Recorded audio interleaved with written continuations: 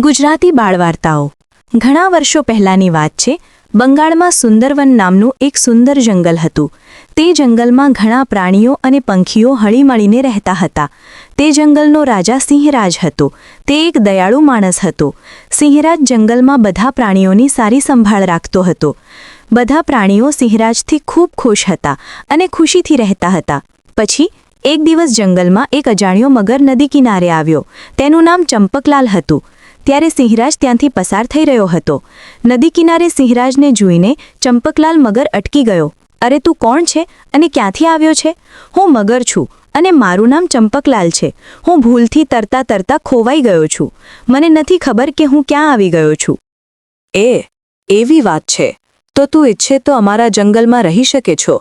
મારું નામ સિંહરાજ છે અને હું આ જંગલનો રાજા છું। ધન્યવાદ મહારાજ સિંહરાજ, હું આ જંગલમાં રહીશ। સિંહરાજે તેને કહ્યું, અમારા જંગલમાં તારું સ્વાગત છે ચંપકલાલ મગર। આ જંગલમાં દરેક પ્રાણીઓ અને પંખીઓ પ્રેમથી રહે છે। જો તું અહીં રહેવા માંગે છો તો તારે પણ બધા સાથે પ્રેમથી રહેવું પડશે। આ આપણા જંગલનો નિયમ છે। હું કોઈની પણ સાથે ઝઘડો કે દગાબાજી સહન નહીં કરું। આ જંગલમાં જો તને મંજૂર હોય તો તું અહીં રહી શકે છે। હા, મને પણ શાંતિ અને એકતામાં રહેવાનું જ ગમે છે મહારાજ સિંહરાજ। તમે બિલકુલ ચિંતા કરશો નહીં। હું અહીં કોઈને નુકસાન નહીં પહોંચાડું। હું આ જંગલનો રાજા છું। જો તને બીજી કોઈ સમસ્યા હોય તો તું મને કહી શકે છો। હું નથી ઈચ્છતો કે આ જંગલમાં કોઈ પ્રાણી દુઃખી થાય। તમે ખૂબ જ દયાળુ છો મહારાજ। જો તમે મને તમારા જંગલના બધા પ્રાણીઓનો પરિચય કરાવો તો મને ખૂબ આનંદ થશે, કારણ કે હવે મારે આ જંગલમાં સાથે રહેવાનું છે તો મારા નવા મિત્રો બનશે। હા, હું ચોક્કસ તમારો પરિચય કરાવીશ। હું હમણાં જ બધાને બોલાવીશ। સિંહરાજના બોલાવ્યા પછી થોડીવારમાં તેના બે અનુયાયીઓ જગ્ગુ કાચબો અને મીનુ રીંછ કાકા ત્યાં આવે છે। શું વાત છે મહારાજ? તમે અમને બધાને અહીં આટલા જલ્દી કેમ બોલાવ્યા? કોઈ સમસ્યા છે મહારાજ? ના, કોઈ સમસ્યા નથી। મેં તમને બધાને જંગલના નવા સભ્ય વિશે કહેવા માટે બોલાવ્યા છે। તે નવો સભ્ય કોણ છે? શું તે આજે જ આ જંગલમાં આવ્યું છે? સિંહરાજ મગર તરફ ઇશારો કરીને કહે છે, આ આપણા જંગલનો નવો સભ્ય છે। તે આજે જ આ જંગલમાં આવ્યો છે અને આજથી આપણી સાથે રહેશે। આ મગર છે અને તેનું નામ ચંપકલાલ છે। હેલો મિત્રો, હું તમને બધાને મળીને ખૂબ ખુશ છું। મને લાગે છે કે આ જંગલમાં મારા દિવસો અદ્ભુત રહેશ। કે તમે બધા ખૂબ સારા છો। પછી તે બધા પ્રાણીઓ નદી પાસે બેસીને વાતો કરવાનું શરૂ કરે છે। થોડા સમય પછી તેઓ બધા પોતપોતાના ઘરે જાય છે। પછી ચંપકલાલ મગર પોતાને કહે છે, આ બધા તો ખૂબ જ મૂર્ખ છે। તેમને મૂર્ખ બનાવવા ખૂબ જ સરળ હતા। મને લાગે છે કે હવે મારે આ જંગલ છોડીને બીજે ક્યાંય જવાની જરૂર નહીં પડે। મગર મનમાં ખૂબ ખુશ થાય છે। થોડા દિવસો આમ જ પસાર થાય છે। એક રાત જ્યારે સસલું જંગલમાં ફરતું હોય છે ત્યારે તે અચાનક ગાયબ થઈ જાય છે। બધા પ્રાણીઓ તેને શોધવાનું શરૂ કરે છે, પણ તેમને ક્યાંય મળતું નથી। હે ભગવાન, આ સસલું અચાનક ક્યાં ગાયબ થઈ ગયું? મને તો સમજાતું નથી। કદાચ તે બીજા જંગલમાં તેના સંબંધીઓને મળવા ગયો હશે। તે 1-2 દિવસમાં પાછું આવી જશે। તમે બધા ચિંતા કરશો નહીં, તમારા ઘરે જાઓ। સિંહનું કહેવું માનીને બધા પ્રાણીઓ સસલાના ગાયબ થવાને અવગણે છે, પરંતુ તેમ છતાં દરરોજ જંગલમાંથી એક પ્રાણી ગાયબ થઈ જાય છે। આ જોઈને જંગલના બધા પ્રાણીઓ ખૂબ ડરી જાય છે અને પ્રાણીઓને ડરતા જોઈને સિંહ પણ ખૂબ ચિંતિત થઈ જાય છે। પ્રાણીઓ અચાનક જંગલમાંથી ક્યાં ગાયબ થઈ રહ્યા છે? દરરોજ કોઈને કોઈ ગાયબ થઈ રહ્યું છે। મારા જંગલમાં શું ચાલી રહ્યું છે? મહારાજ, ગઈકાલે ગધેડો પણ ગાયબ થઈ ગયો। અમે ખૂબ ડરી ગયા છીએ। મહારાજ, પણ મારે શું કરવું જોઈએ? મને કંઈ જ સમજાતું નથી। સિંહ ખૂબ ચિંતિત તેની ગુફામાં પાછો જાય છે। મિત્રો, મને લાગે છે કે કોઈ જાદુથી આ બધું કરી રહ્યું છે। મને એ વિચારીને ડર લાગે છે કે આજે રાત્રે આપણા 3માંથી એક ગાયબ થઈ જશે। મારા હાથ પગ તો ઠંડા થઈ રહ્યા છે। હું આજે રાત્રે નદી પાસેના ઝાડ પર જઈને મગર સાથે રહીને તેમની સાથે વાત કરીશ। શું તમે બંને મારી સાથે આવશો? અમે બધા અહીં ખૂબ ચિંતિત છીએ અને તમે મજા કરવા માંગો છો? આખી રાત ચિંતા કરવાથી શું થઈ રહ્યું છે તે અટકશે નહીં। તમે બંને ખાલી એમ જ ચિંતા કરો છો। હું નદી કિનારે જઈશ।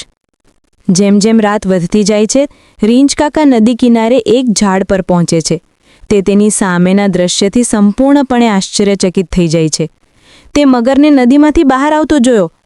મગર ચંપકલાલ જમીન પર બેઠો અને આંખના પલકારામાં સુંદર મોરમાં પરિવર્તિત થતો જ હોય છે. પછી તે મોર જંગલ તરફ આગળ વધે છે. આ જોઈને રેંચ કાકા આશ્ચર્યચકિત થઈ જાય છે. આ કેવી રીતે શક્ય છે? શું આ કોઈ પ્રકારનો જાદુઈ મગર છે? પણ તે મોરમાં પરિવર્તિત થઈને જંગલમાં કેમ ગયો? મારે તેનો પીછો કરવો પડશે. પછી રીંછ કાકા મોરનો પીછો કરે છે.